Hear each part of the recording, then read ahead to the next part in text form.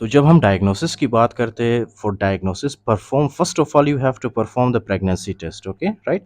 Pregnancy test सबसे पहले आपने परफॉर्म करना होता है। अच्छा, प्रेगनेंसी टेस्ट के बाद जो है you have to assess for anatomic abnormalities, right. For example during the examination you have to see this, okay, कि उसका जो हाइमन है पेशेंट का, does it have any pores. अगर ये फॉर एग्जांपल इम्परफोरेटेड हाइमन हो, तो आपको जो है हाइमन के पीछे आपको ब्लड नज़र आएगा, आपको हाइमन जो है इस तरह से बल्ज हुआ नज़र आएगा, राइट, क्योंकि हाइमन के पीछे की तरफ जो है क्या होता है, वहाँ पे ब्लड एक्यूमुलेट हुआ होता है, ओके। उसके बाद है फिजिकल एग्जामिनेशन, आपने चेक करना है। फिजिकल एग्जामिनेशन आप देखते हो जैसे कि फॉर एग्जांपल ब्रेस्ट डेवलपमेंट हुआ है पेशेंट के अंदर या नहीं हुआ है, okay. You will see all this things, pubic hair, axillary hair, you will check all of these things, okay. Then we will go with the ultrasonography. Ultrasonography is very important, right? Ultrasonography के अंदर आपने एक चीज देखना है, that is actually the uterus, okay, right? Uterus आपने देखना है कि whether uterus is present or not. अगर uterus is present, okay, if uterus is present or if uterus is absent, आपने ये दो चीजें देखना है, okay, अल्ट्रासोनोग्राफी के अंदर, अल्ट्रासाउंड के अंदर, राइट, ओके। अच्छा, अगर यूट्रस एब्सेंट हो पेशेंट के अंदर, किस वजह से यूट्रस एब्सेंट हो सकता है। अगर आपको फॉर एग्जांपल आपने अल्ट्रासोनोग्राफी किया और आपको यूट्रस एब्सेंट मिला है, यूट्रस एब्सेंट मिलने के बाद आपने क्या करना है, आपने पेशेंट के अंदर क्रोमोसोम्स देखने हैं, ओके। पेशेंट का आपने क्या करना है, कैरियोटाइपी। आपको पता है कैरियोटाइपी किस चीज़ को कहते हैं? कैरियोटाइपी हम लोग कहते हैं, कैरियोटाइपी पे हम लोग चेक करते हैं नंबर ऑफ क्रोमोसोम्स को, ओके, नंबर ऑफ क्रोमोसोम्स को, उसके अलावा शेप ऑफ क्रोमोसोम्स को हम देखते हैं, राइट, कि उसके अंदर जो क्रोमोसोम्स है वो है कितने कितने क्रोमोसोम्स है और कौन से क्रोमोसोम्स है, राइट, ओके। अच्छा, अगर फॉर एग्जांपल आपने कैरियोटाइपी किया, राइट, और कैरियोटाइपी के अंदर आपको क्या मिला, कैरियोटाइपी के अंदर आपको मिला है, राइट, 46 क्रोमोसोम्स, राइट, 46 क्रोमोसोम्स मिला है, right, and she is having x x chromosome, right. तो इसका मतलब क्या है कि still if she is not having any periods, so that will indicate कि this patient has Mullerian dysgenesis, okay, या तो फिर abnormal malarian development, right? You can see here, first of all, अगर यूट्रस एब्सेंट है तो obtain karyotypy and serum testosterone, आपने क्या करना है, कैरियोटाइपी करना है, राइट।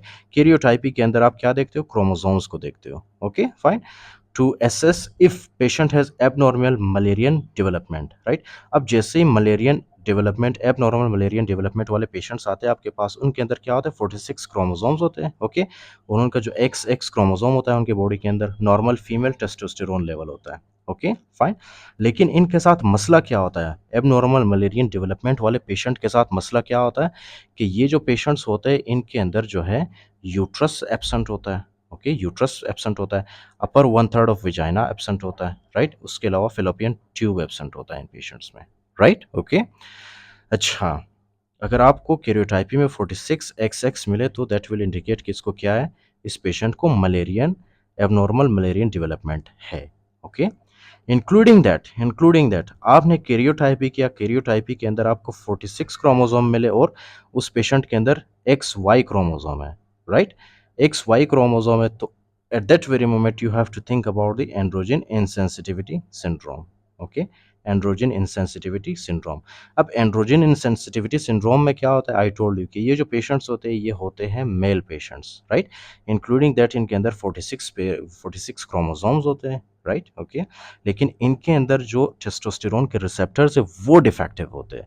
टेस्टोस्टेरोन के रिसेप्टर्स जब डिफेक्टिव होंगे तो जाहिर सी बात है there will be no development of the internal male genitalia, external male genitalia, right, ये डेवलप नहीं होंगे पेशेंट के अंदर। सिर्फ पेशेंट के अंदर क्या होगा, क्लिटोरिस होगा, वेजाइना होगा, राइट, ओके। तो उसके बाद क्या है, ये दो कंडीशंस हो सकते हैं अगर यूट्रस एब्सेंट हो पेशेंट के अंदर, राइट, ओके। उसके बाद क्या है, ये तो एक तो इनके अंदर यूट्रस एब्सेंट है, राइट, इसी वजह से यूट्रस एब्सेंट होने की वजह से इनके अंदर पीरियड्स नहीं आते, okay, they will have amenorrhoea, right, uterus absent होने की वजह से। यूट्रस एब्सेंट किस वजह से होता है, एक तो एबनॉर्मल मलेरियन डेवलपमेंट में और दूसरा एंड्रोजन इनसेंसिटिविटी में डेवलप नहीं होता, ओके। इन दो कंडीशंस में यूट्रस एब्सेंट होते हैं, जब यूट्रस नहीं होगा तो there will be no menses, there will be amenorrhoea, okay. उसके बाद आपने फॉर एग्जांपल आपने अल्ट्रासोनोग्राफी किया और आपको यूट्रस प्रेजेंट मिला पेशेंट के अंदर, राइट, यूट्रस प्रेजेंट मिला, तो at that very moment you have to do FSH and LH test, okay. आपने पेशेंट का एफएसएच और एलएच देखना होता है। अब एफएसएच अगर फॉर एग्जांपल पेशेंट के अंदर आपको ज़्यादा मिलता है FSH, right, increase FSH level. FSH कहाँ से प्रोड्यूस होता है? पिट्यूटरी ग्लैंड से। अगर एफएसएच का लेवल ज़्यादा है सो दैट विल इंडिकेट कि patient has primary ovarian insufficiency, right.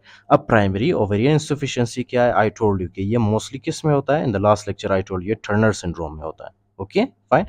उसमें टर्नर सिंड्रोम में क्या होता है? पेशेंट के फॉर एग्जांपल आपने सबसे पहले अल्ट्रासोनोग्राफी की, अल्ट्रासोनोग्राफी में आपको यूट्रस प्रेजेंट मिला, राइट।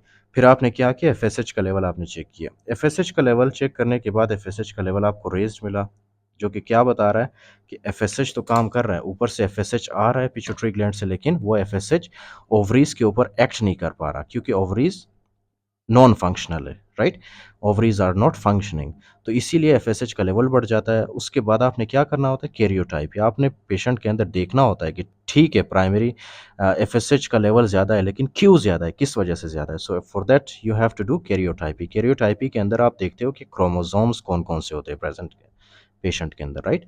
तो कैरियोटाइपी में आपने देखना होता है, अगर कैरियोटाइपी में आपको 45 क्रोमोसोम मिले प्लस 1x क्रोमोसोम मिले, so that is actually the Turner syndrome, right, okay.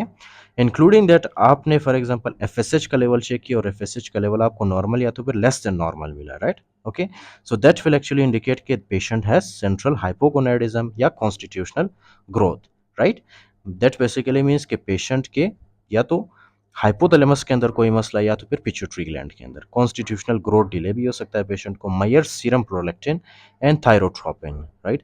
तो आपने क्या चीज़ें देखनी है? At that moment you have to go for the prolactin. Prolactin जब आप चेक करते हो, अगर प्रोलेक्टिन का लेवल आपको ज़्यादा मिले तो ये क्या दिखाता है हमें? दीज विल एक्चुअली इंडिकेट कि there is some kind of tumour in the pituitary gland like prolactinoma, right. और प्रोलेक्टिन नॉर्मली क्या करता है? वो एफएसएच एलएच की प्रोडक्शन को कम करता है, इनहिबिट करता है, ओके। उसके बाद specially if galactorrhoea is present, galactorrhoea तो वही है increase production of milk, okay. उसके बाद if science of hyper androgenism, consider androgen secreting neoplasm or congenital adrenal hyperplasia.